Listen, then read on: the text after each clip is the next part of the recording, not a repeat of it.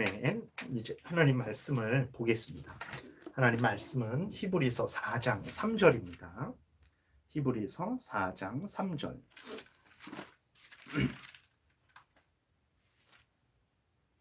히브리서 4장 3절 제가 봉독해 드리겠습니다. 이미 믿는 우리들은 저 안식에 들어가는도다. 그가 말씀하신 바와 같이 내가 노하여 맹세한 바와 같이 그들이 내 안식에 들어오지 못하리라 하셨다 하였으나 세상을 창조할 때부터 그 일이 이루어졌느니라. 아멘. 기도드리겠습니다. 살아계신 하나님 아버지, 오늘도 은혜를 내려주셔서 감사합니다. 이 시간에 우리가 함께 하나님의 말씀을 전하고 듣고자 합니다. 전하는 자도 하나님의 뜻을 잘 증거하게 도우시고 듣는 모든 성도님들도 하나님의 뜻을 잘 듣고 믿고 순종하게 도우소서. 그리하여서 하나님의 영광을 드러내고 또 갈 길 몰라 방황하는 자들에게 생명길을 보여주는 우리 모두가 되게 도우소서. 성령께서 온전히 주장하여 주시기를 간절히 바라고 예수 그리스도의 이름으로 기도드렸습니다. 아멘. 오늘은 이제 예배에 대해서 우리가 계속해서 살펴봤는데 오늘은 예배의 장소와 시간에 대해서 또 살펴보는 시간을 갖겠습니다. 여러분들 부득이하게 이렇게 가정에서 예배를 드리게 됐는데 제가 또 몸 관리를 잘 하지 못해서 이렇게 코로나에 걸렸습니다. 다시 한번 여러분들에게 죄송한 마음을 좀 이렇게 또 전해야 되겠습니다. 이 시간에 또 우리가 또 가정에 있지만 살아계신 하나님께서 또 어느 곳에서 함께 계시면서 또 우리를 지키시고 보호하시니까 우리가 또 이 하나님 믿음으로 하나님의 말씀을 듣고 또 성경에서 알려주는 대로 또 하나님의 말씀을 따라야 되겠습니다. 오늘 또 예배 드리는 것도 예배의 장소와 또 예배의 시간에 대해서 말씀을 드리는 것이기 때문에 또 이렇게 가정에서 예배 드리는 것에 또 중요성도 말씀드리거든요. 그래서 여러분들이 또 하나님의 말씀을 잘 또 귀 기울여 들으시기를 바랍니다. 오늘은 예배의 장소와 예배의 시간에 대해서 말씀을 드리겠습니다. 예배 장소에 대해서는 이제 요한복음 4장을 통해서 지난번에 말씀을 드렸었어요. 간략하게 다시 한번 정리를 하겠습니다. 하나님께서 예수님이 이 땅에 오시기 전까지 구약 이스라엘 백성들에게 예배를 드리는 장소를 지정해 주셨는데 그것은 바로 이제 예루살렘 성전에서만 드릴 것을 하나님이 아주 분명하게 명령을 하셨습니다. 그 구약 때에 그래서 제사를 드릴 때에는 반드시 예루살렘 성전에 모여서 하나님이 지시하신 제사 절차를 따라서 드려야만 했어요. 이스라엘의 3대 절기가 있습니다. 무교절, 유월절, 또 맥주절, 수장절이 있는데 이때 모든 남자는 어느 곳에 있든지 반드시 예루살렘에 와서 이 절기를 지켜야 됐습니다. 그러지 않고 자기 마음대로 자기 가까운 곳에서 제단을 쌓고 제사를 드리면 하나님은 진노하셨고 그들에게 형벌을 하셨습니다.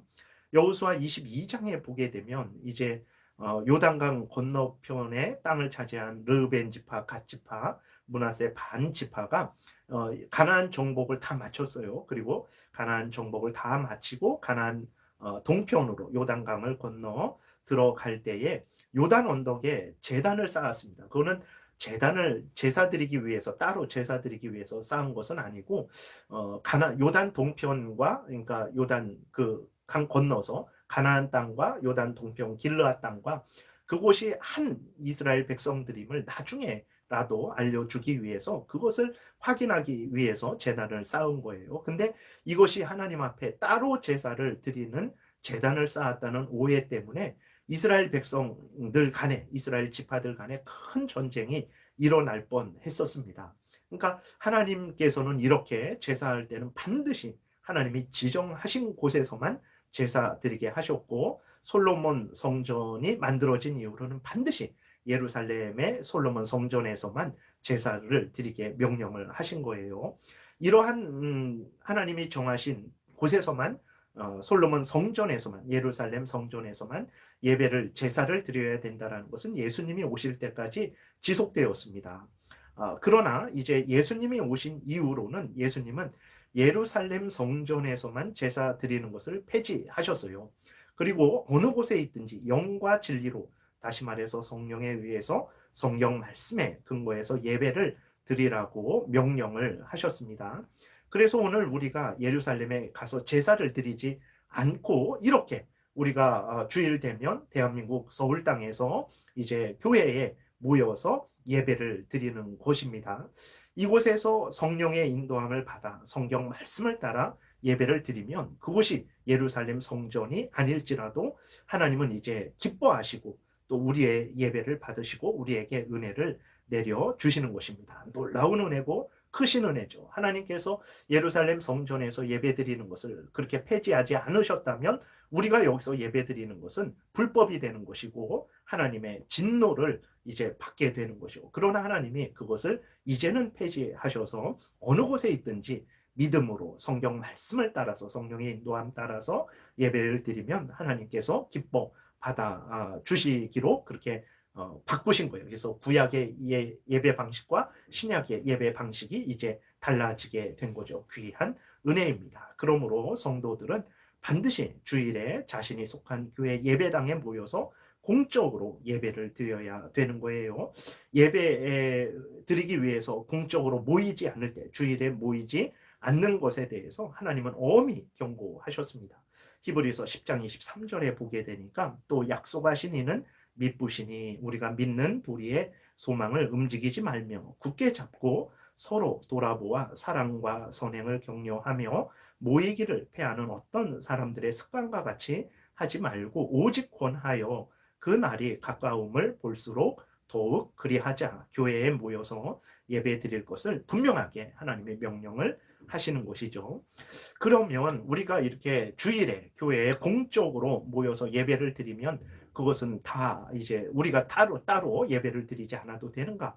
그렇지 않습니다. 하나님 말씀대로 주일 예배당에 모여서 예배를 드렸다고 우리의 예배 의무가 다 끝난 것은 아닙니다. 아직도 우리가 예배 드려야 될 의무가 남아 있어요. 어떤 예배를 드려야 됩니까? 성도들은 가정에서도 예배를 드려야 됩니다. 이것을 아주 우리가 분명하게 기억하고 강조하고 또 강조하고 여러분들이 힘들고 어려울지라도 실천해야 됩니다. 이게 가정 예배가 너무나 중요하기 때문에 그렇습니다.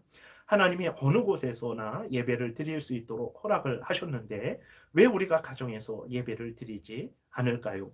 공적인 주일 예배처럼은 아니더라도 가정에서 모든 가족들이 함께 모여서 간략한 순서를 따라서 하나님께 감사하고 찬송하고 하나님의 말씀을 읽고 기도하는 시간은 반드시 가져야 됩니다. 이것은 하나님의 명령이라는 것을 우리가 기억을 해야 됩니다.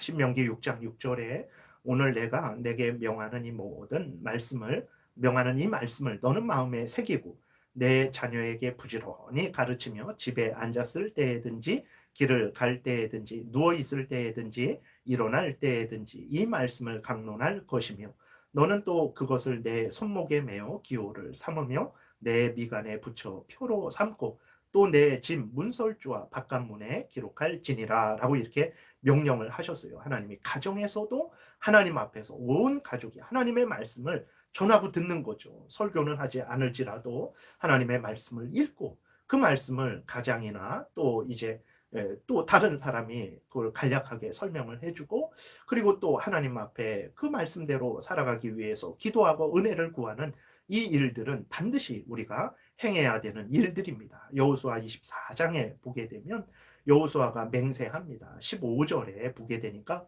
오직 나와 내 집은 여호와를 섬기겠노라 라고 이렇게 맹세를 해요.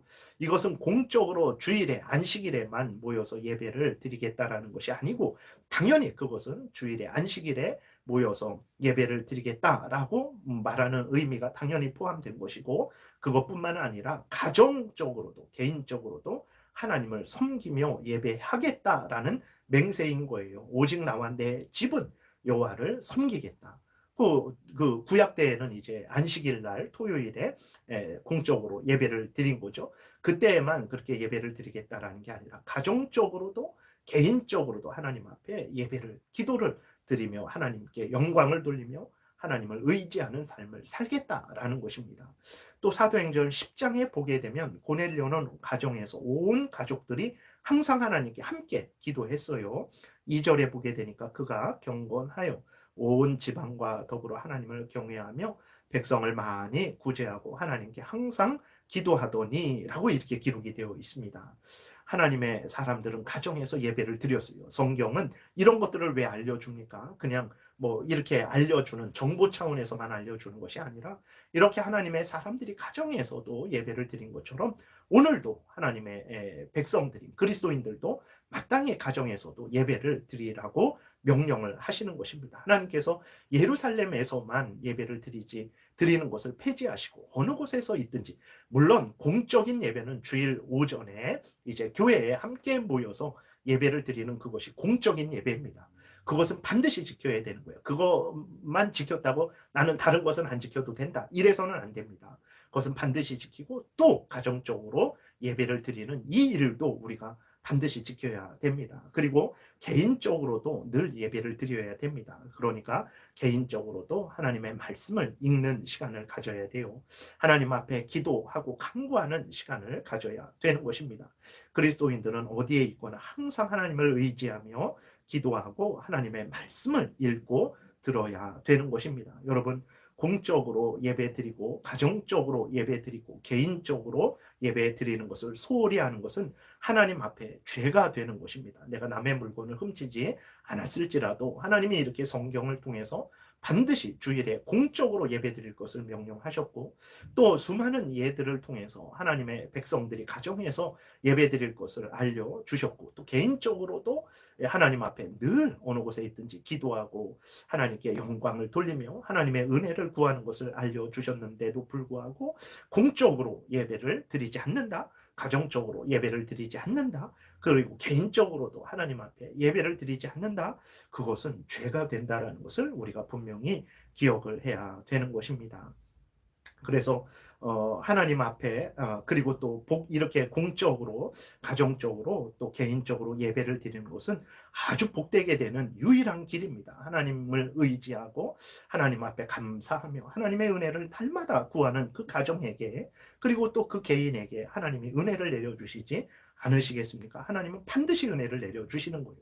그런데 왜 우리가 공적으로도 예배를 드리는 일을 소홀히 하고 가정적으로 예배드리는 일을 소홀히 하고 개인적으로 하나님 앞에 기도하는 일들을 소홀히 할 수 있겠습니까? 여러분, 소홀히 하지 마시고 하나님의 명령을 따라 열심으로 예배를 드리십시오.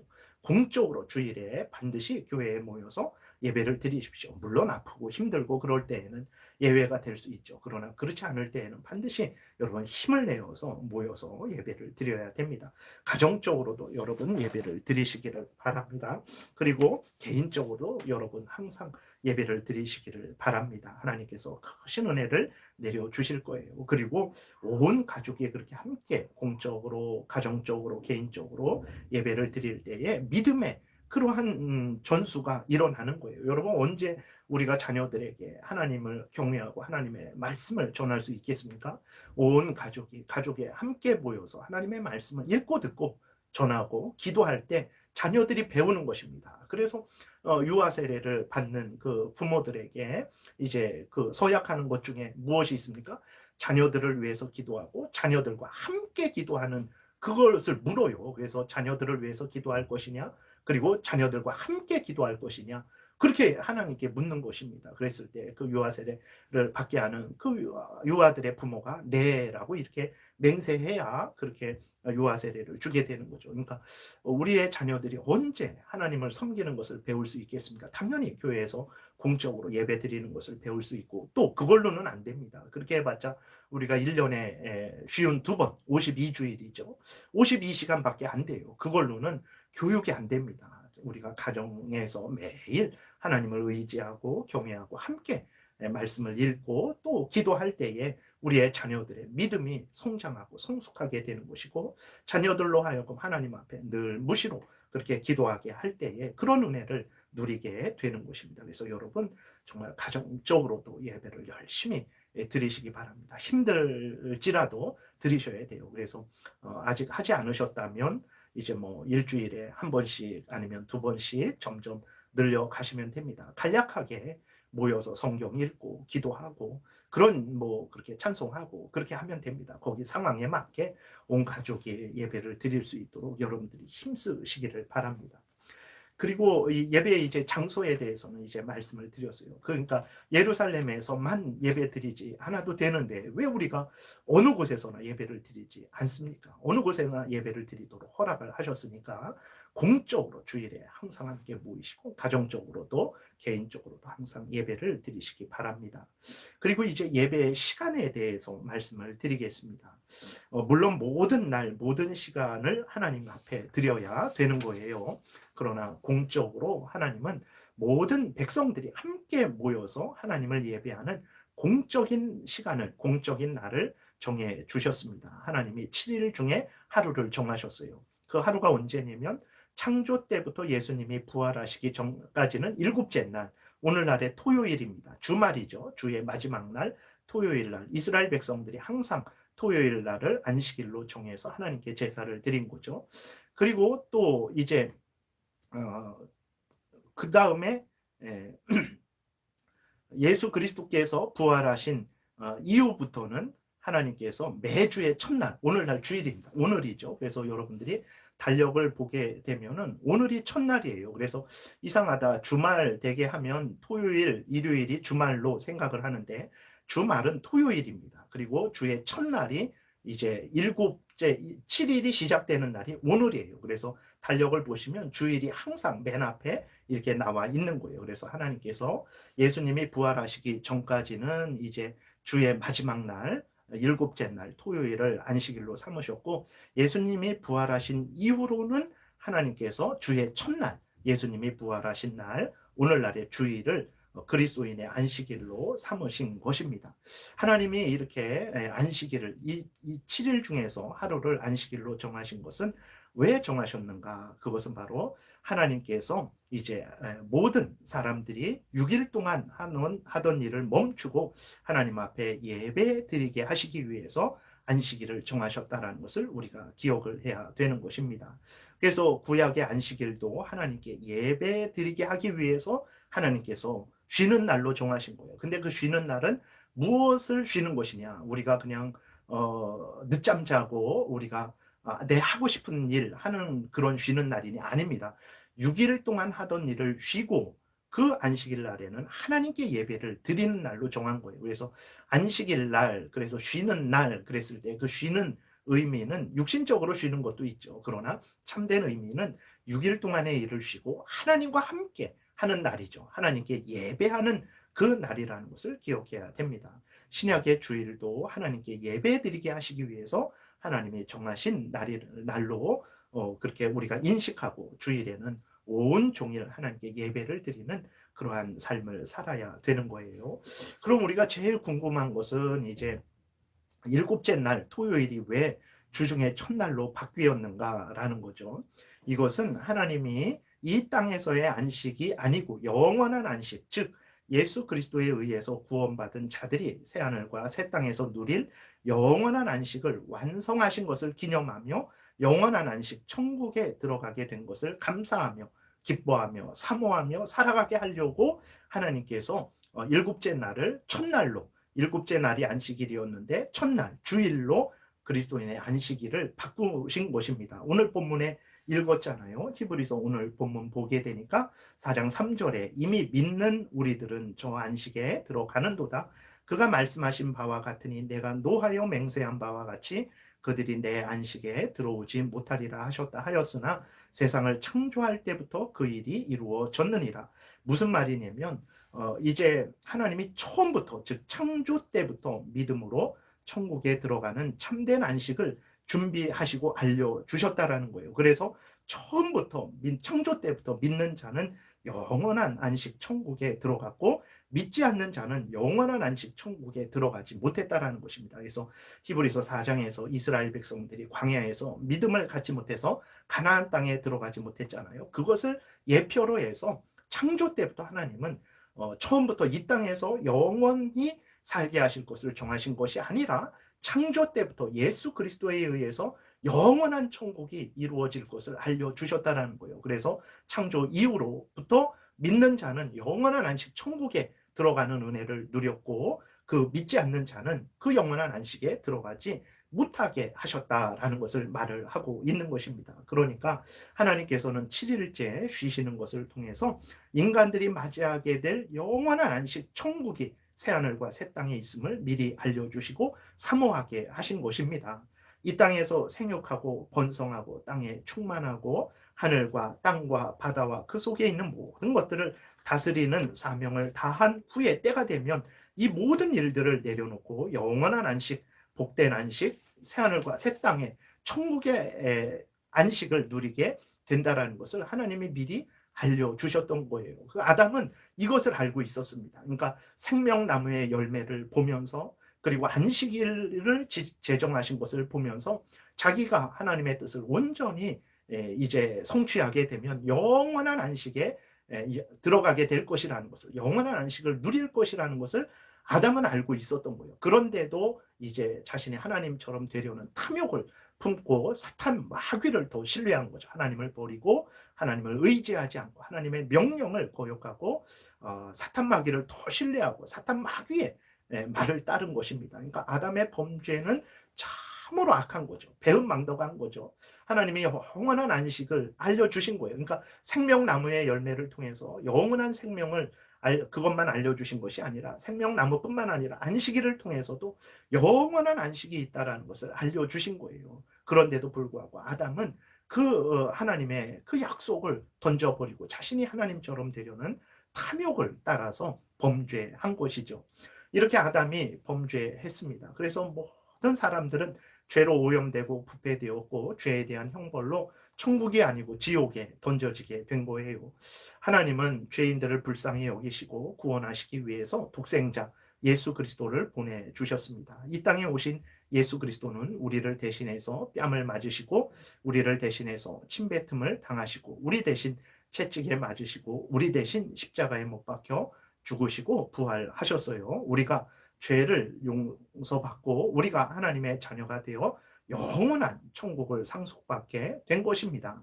그래서 누구든지 예수 그리스도를 믿으면 멸망치 않고 영생을 얻게 하신 것이죠.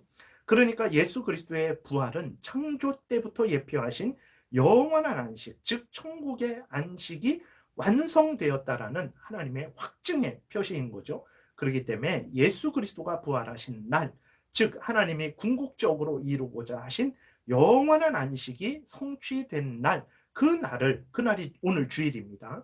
그 날을 그리스도인의 안식일로 하나님께서 정하신 것입니다. 그래서 그 주일을 지킬 때마다 그리스도인들이 예수 그리스도로 말미암아서 우리가 영원한 천국에 들어가게 되었다라는 사실, 우리가 영원한 천국에 들어가서 영원한 안식을 누리게 되었다라는 사실을 우리가 분명히 깨닫고 기뻐하고 또 그때가 속히 이루어지기를 소망하며 예배 드리도록 하신 거예요. 그래서 여러분들이 주일에 모일 때마다 하나님이 처음부터 계획하셨던 예수 그리스도로 말미암아 이루시고자 했던 영원한 안식이 예수 그리스도의 부활로 성취되었구나. 이제 우리는 하나님과 함께 때가 되면 천국에서 새하늘과 새 땅에서 영원한 안식을 누릴 것이다 라는 것을 날마다 믿으시고 그 약속을 받은 자로서 기뻐하시고 즐거워하시고 하나님께 모든 영광과 감사를 돌려야 되는 것이죠. 이단들 중에 하나님의 교회 안상홍 그 교주가 있는 하나님의 교회가 있죠. 또 안식교가 있습니다. 이 사람들은 토요일을 아직도 안식일로 지킵니다. 왜냐하면 그들은 주일로 이렇게 바뀐 것이 로마의 황제 콘스탄티누스 그 황제가 기독교를 국가로 정하면서 지금의 일요일을 그 그리스도인의 안식일로 바꿨다 그래요. 아닙니다. 앞에서 말씀드렸듯이 토요일 안식일이 주일로 바뀐 것은 그 사람이 바꾼 것이 아닙니다. 앞에서 말씀드렸듯이 하나님이 바꾸신 거예요. 하나님이 처음부터 영원한 안식, 이 땅에서의 잘 먹고 잘 사는 안식이 아니라 예수 그리스도를 통한 영원한 안식을 목적하셨던 것이고 그 목적을 이루신 날, 주일날을 그리스도인의 안식일로 하나님이 바꾸신 것입니다. 그래서 성경에 보게 되면 처음부터 예수님이 부활하신 이후부터 그리스도인들이 주일에 모여서 예배를 드렸습니다. 요한복음 20장 19절에 보게 되니까 예수님이 부활하신 날 예수 그리스도께서 제자들이 모인 곳에 나타나신 거예요. 그러니까 제자들이 언제 모였냐면 부활하신 날 모인 거예요. 부활하셨을 때 부활하신 예수님이 제자들에게 또 나타났죠. 8일이 지난 후 다시 말해서 그 다음 주일날 제자들이 다시 모였어요. 근데 그때 예수님이 다시 또 오셨습니다. 그러니까 예수님이 부활하신 이후부터는 처음부터 주일날 모였고 그렇게 모여서 예배를 드렸어요. 뭐 300년대 그때 후에 콘스탄티누스 황제가 그 주일 토요일을 주일로 바꾼 게 아닙니다. 하나님이 바꾸신 것이라는 것을 우리가 기억해야 됩니다. 고린도전서 16장 12절에도 보게 되면 바울이 고린도 교회에 무엇을 말하냐면 고린도 교회가 언제 모였냐면 매주일 첫날, 다시 말해서 주일날, 오늘 주일입니다. 주일날 모여서 예배를 드렸어요. 그랬을 때 바울이 그 고린도 교인들이 매주일 첫날 모일 때 하나님 앞에 예배하고 헌금해라 그랬어요. 예루살렘 교회를 위한 구제 헌금을 언제 하냐? 주일날 모여서 해라. 그렇게 했습니다. 그래서 그 갈라디아 교회도 그렇고 그 고린도 교회도 그렇고 주일날 모여서 예배드렸고 그때 하나님 앞에 헌금하는 시간도 가졌던 거예요. 계시록 1장 10절에도 보게 되면 성령의 감동을 받은 사도 요한은 주중에 첫째 날을 주일이다라고 이렇게 말을 했습니다.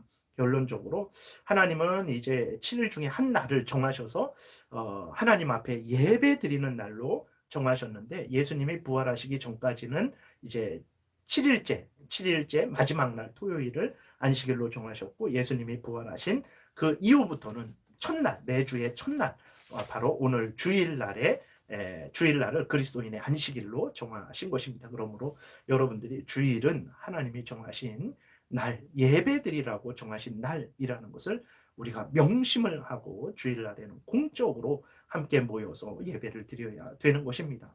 그러나 예나 지금이나 안식일을 주일을 많이 오해하고 있어요. 그러니까 앞에서도 잠깐 말씀드렸지만 주일을 쉬는 날, 안식한다라고 하니까 그것을 육신적으로 쉬는 날로 인식을 하고 있는 거죠. 그래서 주일은 아무 일도 안 하고 늦잠 자도 되고 놀러 가도 되고 하고 싶은 일도 해도 되는 그러한 날로 생각을 하는 경우가 있습니다. 물론 안식한다라는 말은 피곤한 몸과 마음을 쉰다라는 의미도 있어요. 하나님께서 안식일을 지정하시지 않았다면 일주일 7일 단위로 하나님께서 그 시간이 계속해서 흘러가도록 정하시지 않았다면 예를 들어서 하나님이 30일 단위로 이제 30일째 안식하고 1일부터 또 29일 동안 일하고 30일째 안식하고 이런 식으로 했다면 모든 인간들은 쓰러져서 아마 죽었을 것입니다. 근데 하나님이 가장 적당하게 일주일 단위로 항상 그렇게 역사가 흘러가게 하신 거예요. 이로 인해서 우리들은 참 이렇게 6일 동안 일하고 또 주일에 쉬게 되는 거죠. 하나님의 감사한 은혜입니다. 그러나 안식의 참된 의미는 6일 동안의 일을 멈추고 이제 6일 동안의 일은 무엇입니까? 6일 동안의 일은 개인적인 일들, 가족 간에, 친구들 간에, 또 회사 동료들 간에 이루어지는 일들, 뭐 개인적인 공부라든지 직업이라든지 여행이라든지 뭐 이런 휴식 이런 것들이 포함되는 거죠. 6일 동안 하던 일을 멈추고 하나님께 예배하는 안식을 말한다라는 것을 우리가 기억해야 됩니다. 그러니까 안식한다라고 했을 때 그 안식은 어떤 안식이냐?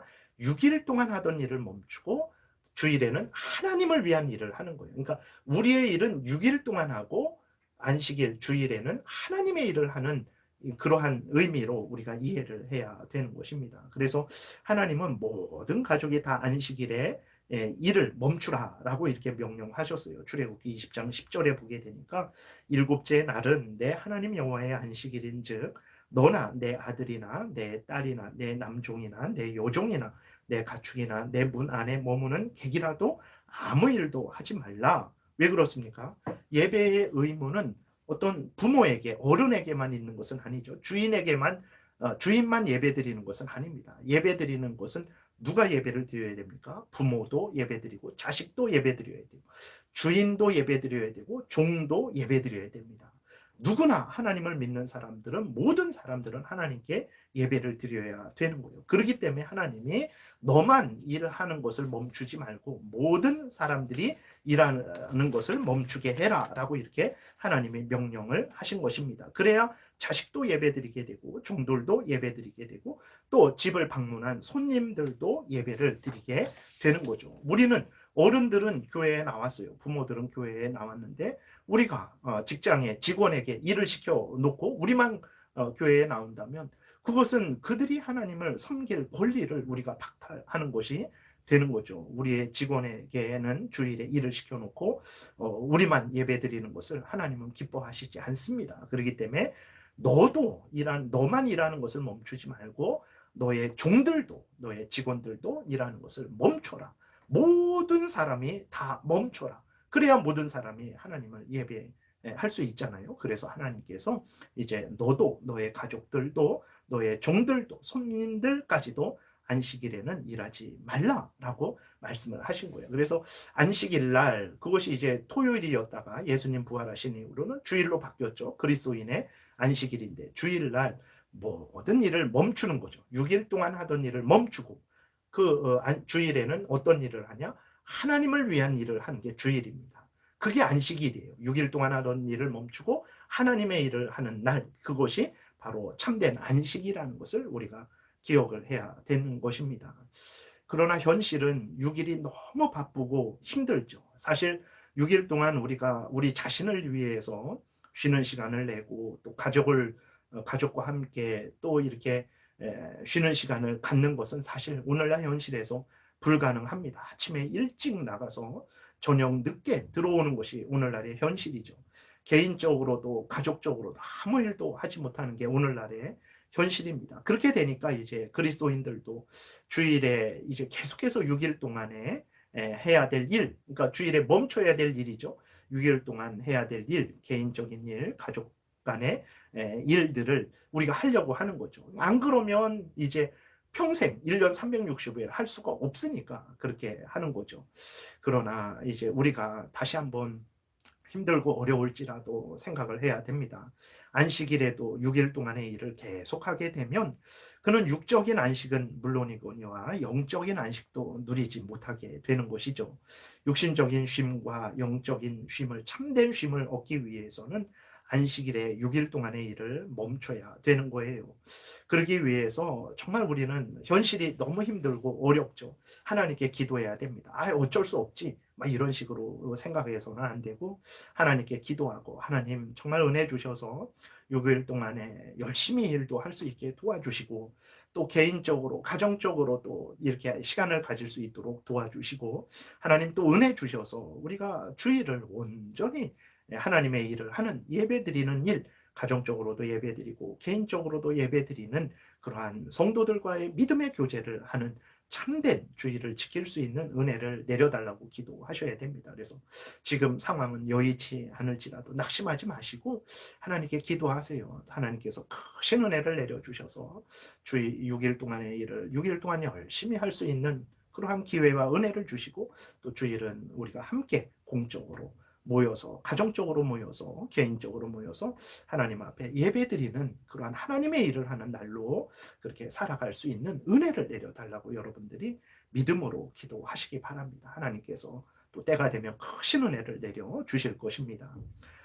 물론 예외적인 경우가 있습니다. 군인이나 뭐 의사들, 간호사들, 경찰이나 소방관들 이러한 직업의 일들은 우리가 쉬면 안 되잖아요. 그리고 또 병든 가족을 돌보는 일들, 아기들을 돌보는 일들, 위급한 일들, 그러한 일들은 주일에 안 할 수가 없는 거죠. 그러나 그러한 일들을 제외하고는 우리가 하나님이 주일을 만드신 것은 예배 드리라고 만드신 것이라는 것을 우리가 깨달아 알고 하나님 앞에 주일에는 6일 동안 하던 일을 멈추고 전적으로 하나님께 예배 드리는 일, 공적으로도 교회에 모여서 또 가정적으로도 개인적으로도 예배 드리는 일을 해야 됩니다. 왜 그러냐면 하나님이 그렇게 정하신 거예요. 예배 시간을 정하신 거예요. 그래서 4계명이 예배의 때를 알려주는 거죠. 그래서 오늘날의 주일은 하나님이 주일, 그러니까 하나님의 은혜를 생각하고 은혜를 공적으로 함께 모여서 예배를 드리고 하나님께 영광을 돌리라고 정한 날이기 때문에 우리가 이러한 날로 삼는 것이 하나님의 뜻을 따르는 것이 되는 것입니다. 그리고 이렇게 주일을 잘 지킬 때 하나님이 우리에게 육적인 쉼과 영적인 쉼을 우리에게 허락을 해 주십니다. 그래서 하나님이 정하신 날을 우리가 예배의 날로 믿고 그렇게 따를 때 하나님의 명령을 따르는 자들에게 크신 은혜를 내려 주실 것이라는 것을 기억하고 여러분들이 힘써서 그렇게 주의를 지키시고 또 지금 상황이 여의치 않다면 하나님께 계속해서 기도를 하세요. 좋은 기회를 허락해 달라고 기도하시면 하나님께서 또 그러한 은혜를 허락하여 주실 것입니다. 주일은 하나님이 정하신 예배의 날이라는 것을 여러분들이 기억하시고 온전히 예배드리는 날로 삼으시기를 기도드립니다. 바라겠습니다. 기도드리겠습니다. 살아계신 하나님 아버지 감사합니다. 주일이 제정된 것은 살아계신 하나님의 뜻 가운데 되어진 것임을 기억하고 예배 드리라고 제정하신 것이라는 것을 기억하고 우리가 온 힘을 다해서 6일 동안 하던 일을 멈추고 공적으로 모여서 예배를 드리고 또 가정적으로도 예배를 드리고 개인적으로도 하나님 앞에 기도하고 찬송하는 복된 시간을 갖게 도우소서. 하나님이 정하신 시간을 따라서 예배 드리는 자들에게 하나님께서 또한 크신 은혜를 내려 주실 줄을 믿습니다. 또 부득이 주일에 참 여러 어려운 형편 가운데 있는 모든 성도들에게도 은혜 베푸셔서 속히 하나님 정말 주일을 온전히 지킬 수 있는 기회도 허락하여 주옵소서. 감사드리고 예수님 이름으로 기도드렸습니다.